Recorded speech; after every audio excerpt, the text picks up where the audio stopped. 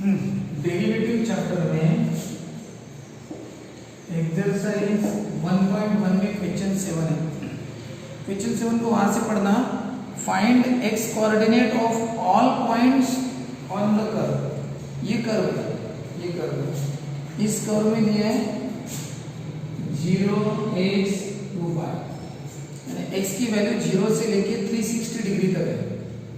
x यानी angle है ना, साइन का एंगल है कि नहीं, x एंगल की जगह पे ना एंगल है, तो ये जो एंगल है ना x की वैल्यू 0 डिग्री से 360 डिग्री तक है। और बताओ अब ये x की वैल्यू आपको पता करनी है। Find the x coordinate of all points on the curve. अब ये कर्व है, कर्व कैसे रहते हैं, ऐसे ऐसे कर्व रहते हैं, ये x एक्सिस है, ठीक है। कर्व कैसा भी हो सकता है। Find the x coordinates of all points. अब ये सभी पॉइंट्स हैं सभी पॉइंट्स, इनका कौन सा कोऑर्डिनेट पूछा आपको, x कोऑर्डिनेट पूछा है। इतने से पॉइंट्स इस कर्व पर तो बहुत सारे पॉइंट है ना, तो पॉइंट का कौन सा कोऑर्डिनेट, x कोऑर्डिनेट आपको पूछा है, ठीक है। तो वो आपको कैसे निकालोगे, x कोऑर्डिनेट पूछा, इसका मतलब x की वैल्यू पूछी है सीधा सीधा।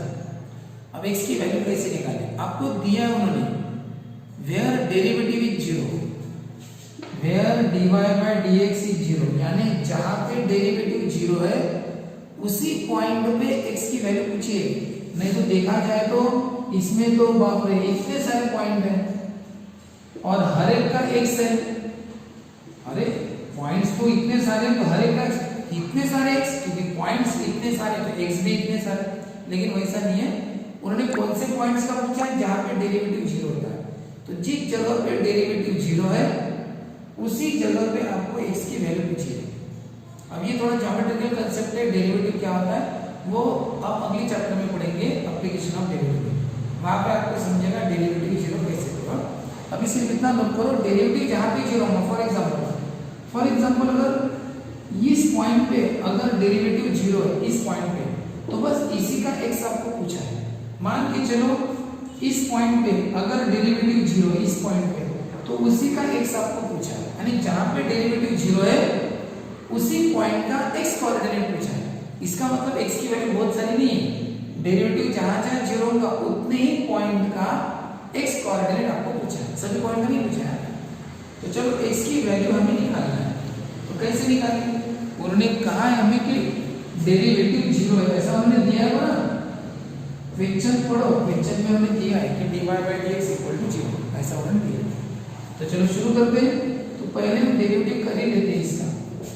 Solution y equal to sin 2x 2 sin x, differentiate with respect to x, derivative का साइन उधर नहीं क्या, रूल कौन सा लगेगा, एडिशन सब्सट्रैक्शन, y का डेरिवेटिव dy by dx।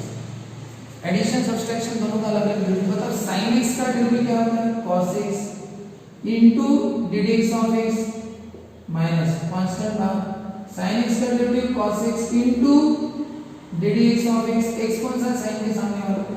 अब बताओ ये cos 2x है, 2x का डेरिवेटिव आता है 2, और बताओ x का डेरिवेटिव कितना होता है 1, ये है dy by dx है।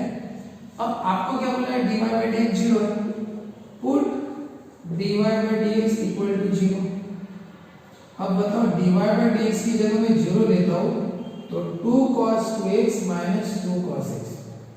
एक काम करते हैं, ये 2 से मल्टीप्लाई हर जगह 2 डिवाइडिंग बाय 2, डिवाइडिंग बाय 2 क्या होगा, मैं 2 से डिवाइड किया तो 0, ये cos 2x minus cos x, सब 2 कट जाएंगे ना।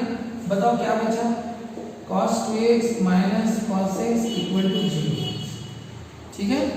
अब आपको वैल्यू निकालनी है, x की वैल्यू निकालनी है। अब बताओ x की वैल्यू निकालने का मतलब पता है क्या होता है, ये है ट्रिग्नोमेट्रिक इक्वेशन, और ट्रिग्नोमेट्रिक इक्वेशन में x की वैल्यू निकालना है, वो भी x की वैल्यू कितनी है, 0 डिग्री से लेके 360 डिग्री तक। अगर आपको याद है ये कौन से चैप्टर का क्वेश्चन बन गया, अभी पार्ट 1 के ट्रिग्नोमेट्रिक फंक्शन का पहली exercise principal solution. Principal solution यानी जो क्वेश्चन रहता है उसको x की वैल्यू निकालना। x की वैल्यू वो भी रेंज रहती है 0 से 360 तक। लेकिन आपने देखा होगा प्रिंसिपल सॉल्यूशन में अलग अलग ट्रिग्नोमेट्रिक फंक्शन रहता है, cos अलग sin अलग, यानी ऐसा cos x equal to 1/2, sin x equal to -1/√2, ऐसा कुछ रहता था। ये तो मिक्स आ गया। तो अब क्या करो, इसका अलग पता करेंगे। कैसे? देखो अच्छी तरह से, ये cos 2x है और ये cos x है। इसका एंगल 2x है, इसका एंगल x है। ये 2x का हाफ होता है x, तो इस पर हम हाफ एंगल फॉर्मूला लगाएंगे। मतलब cos थीटा का हाफ एंगल फॉर्मूला कौन सा है? cos थीटा का हाफ एंगल फॉर्मूला है 2 cos स्क्वायर थीटा बाय 2 -1। अब मैंने यही क्यों लिया? क्योंकि मैं आगे कौन है? cos x है, इसलिए मैं जानबूझ के cos वाला ही ले रहा हूँ। नहीं तो इसके फॉर्मूले और भी है, 1 - 2 sin square theta by 2 cos square theta by 2 minus sin square theta by 2। लेकिन वो लिखे क्या पाएगा? यही वाला लो ऐसा। अब बताओ क्या होता है ये फॉर्मूला? इधर थीटा है, उधर थीटा बाय 2 यानी हाफ। अगर मैं यहाँ पे 2x लेता हूँ तो क्या होगा? cos theta equal to, cos theta बोलना, equal to 2 cos square theta by 2 यानी 2x का हाफ क्या होता है? x -1। cos theta equal to 2 cos square theta by 2, theta by 2 यानी हाफ, 2x हाफ x -1। तो बताओ cos 2x की वैल्यू क्या है? 2 cos स्क्वायर थीटा बाय 2 -1। देखिए, और ये कौन है? -cos x। आपके समझने के लिए मैं लिख के दे रहा हूँ, cos थीटा का formula 2 cos square theta by 2 -1। Actually ऐसा लिखने की जरूरत नहीं, पर आपको समझिए इसमें। अब देखो बड़ा अच्छी तरह से, ये है 2 cos स्क्वायर x, उसके बाद मैं लिखता हूँ cos x और उसके बाद -1, यानी पहले इसे, सेकंड इसे, और नंबर यानी कांस्टेंट उसको बाद में लिखता हूँ। अगर आप अच्छी तरह से देखोगे तो ये बन गया क्वाड्रेटिक इक्वेशन, cos स्क्वायर बाद में cos का पावर 1। इस क्वाड्रेटिक को सॉल्व करो। अब एक काम करेंगे, सॉल्व करने के लिए इसको लेकर थोड़ा सिंपल बनाते हैं। कैसा? थोड़ी देर के लिए put cos x equal to m। मैं थोड़ी देर के लिए cos x को m पुट करता हूँ, तो बताओ क्या होगा? ये 2m square minus m -1, 2m square minus m। थोड़ा सा सिंपल हो गया। और अब इसको सॉल्व करो। क्वाड्रेटिक कैसे सॉल्व करते हैं? 2 × -1 -2, 2 × -1 -2। अब इसके ऐसे फैक्टर करो कि बराबर -1 एडिशन सब्सट्रैक्शन आना चाहिए। तो क्या करेंगे? 2 × 2, इसका साइन, मिडल टर्म का साइन देते हैं बड़े वाले को, और इसको प्लस देते हैं। तो -2 + 1 कितना होता है? -1, और मल्टीप्लिकेशन के बराबर -2 आता है। तो बताओ, और इनको m लगा दो, बताओ क्या होगा? 2m square -2m plus 1m, ये -1 as it is equal to 0। फिर हम दो का ग्रुप करते हैं, 2m कॉमन निकलता है, 2m निकला तो 1m बचा, -2m निकला तो 1 बचा, पूरा ही 2m निकला। यही ब्रैकेट हम लगाते हैं सामने, सेम ब्रैकेट। और बताओ m कटता है, पहला टर्म काटना है, m कट गया तो क्या बचा? +1। चेक करो, 1 × m 1m, 1 × 1 -। अब क्या करते हैं? सेम ब्रैकेट एक बार, और ये जो 2m + 1 दूसरी बार, क्या होता है? फर्स्ट ब्रैकेट 0 और सेकंड ब्रैकेट 0। m की वैल्यू कितनी आई? 1, और यहाँ पे 2m की वैल्यू है -1, m की वैल्यू है -1। अब बताओ m यानी कौन? m यानी cos x। अब लिखो आप m यानी cos x, m यानी cos x, यानी cos x की दो वैल्यू है, एक 1 और एक -1। अब आप बताओ, अगर cos x की वैल्यू 1 है तो x की वैल्यू कितनी है? इसका मतलब ये प्रिंसिपल सॉल्यूशन जो ट्रिग्नोमेट्रिक फंक्शन चैप्टर में पढ़ेंगे। ये दो प्रॉब्लम बन गए, ये पहला और ये दूसरा, दोनों को सॉल्व करो प्रिंसिपल सॉल्यूशन की टेक्निक से। जो भी x की वैल्यू है वही अपना आंसर है। आप वीडियो पॉज करो और सॉल्व करो। अब मैं आप लोगों को एक्चुअली करके भी दे देता हूँ, ठीक है? देखो number 1, cos x equal to 1 we have. बताओ, तो प्रिंसिपल सॉल्यूशन में क्या पढ़े थे? हम लिखते थे वी नो दैट, बताओ cos का कौन सा आंसर 1 आता है? आपको याद है 1 आंसर यहाँ पे आते हैं -1 0 0 1 0 1 आंसर दो जगह आता है, लेकिन ये होता है cos का आंसर, ये होता है sin का आंसर। ये sin 90 1 होता है, हमें sin ही cos चाहिए, तो cos 0 डिग्री 1 होता है, तो वही होता है cos 0 डिग्री 1 होता है। RHS सेम, LHS सेम, तो x की वैल्यू क्या होगी 0। आपको पहले वैल्यू मिल गई, और याद रखना वैल्यू किसके बीच में चाहिए 0 से 360 तक, वो तो मिल गई। अब दूसरा लो cos x -1/2, cos x -1/2।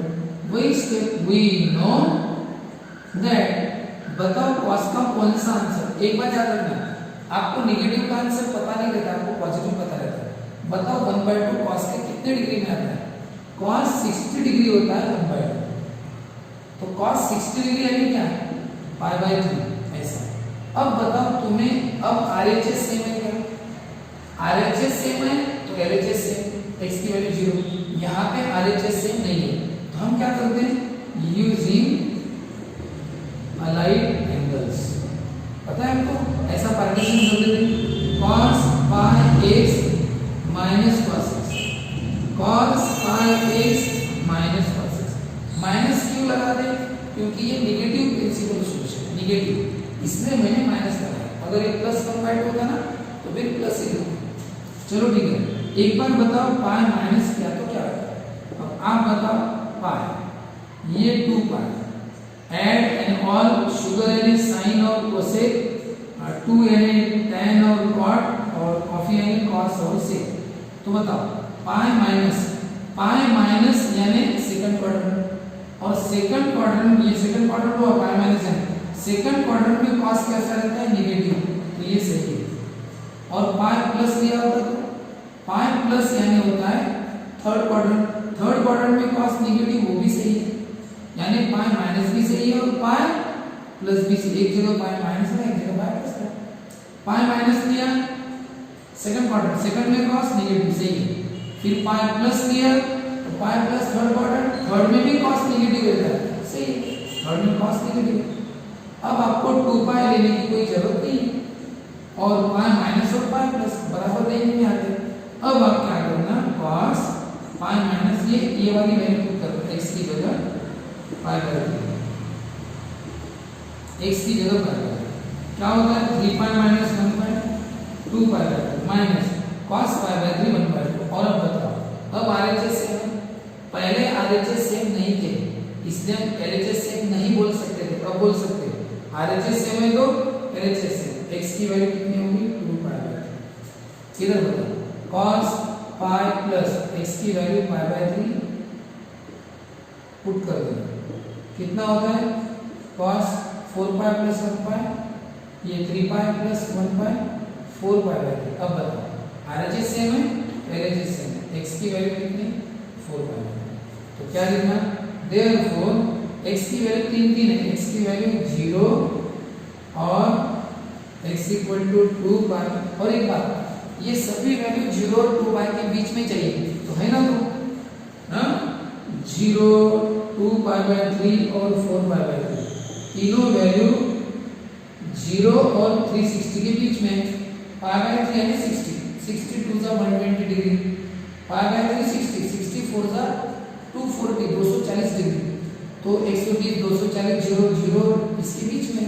तो आपको बोला था फाइंड द x कोऑर्डिनेट आपको मिल गया, ठीक है ना। तो लास्ट में आप आंसर लिख देना, क्या लिख देना, देयरफॉर x = 0 और 2 π/3 और 4 π/3। इस वीडियो को आप बार-बार देखिए। पहला डेरिवेटिव है, उन्होंने कहा था dy/dx 0 है, इसका मतलब आपको dy/dx करना पड़ेगा ना, तो आपने जनरल dy/dx किया, उसके बाद वो बोल रहे थे dy/dx 0 बोलते, तो dy/dx की वैल्यू 0 पुट करो। कि अभी ये शॉर्टकट कैसे किया, डिवाइडेड बाय 2 से वो थोड़ा छोटा बन गया। अब बताओ, अब हमने इसको सॉल्व कैसे किया, इक्वेशन को सॉल्व करना है, नहीं इसकी वैल्यू निकालना, ट्रिग्नोमेट्री यानी प्रिंसिपल सॉल्यूशन। तो वो कैसे, लेकिन उसके लिए सिंगल ट्रिग्नोमेट्री चाहिए, जैसे देखो सिंगल ये सिंगल वो सिंगल ऐसे चाहिए। वो कैसे आएंगे, देखो हमने cos थीटा का हाफ एंगल लगे 2x है और ये x है, इसको हाफ कर दिया, cos थीटा का 2 cos स्क्वायर थीटा बाय 2 -1, ये जैसा है वैसा, ये एज इट इज, ये इनका एडिशन नहीं होता, ये स्क्वायर और ये पावर 1 है, इसको अब ये क्वाड्रेटिक बन गया, लेकिन हम इसको सिंपल कर दिया, cos की जगह 2m² minus m minus quadratic को सॉल्व करो, m की दो वैल्यू है, m यानी कौन है, m यानी cos x, m यानी cos x लिख देना हो। अब ये प्रिंसिपल सॉल्यूशन, इसको सॉल्व करो, cos x = 1 और cos x = -1/2, इस तरह से ये सॉल्व करना है।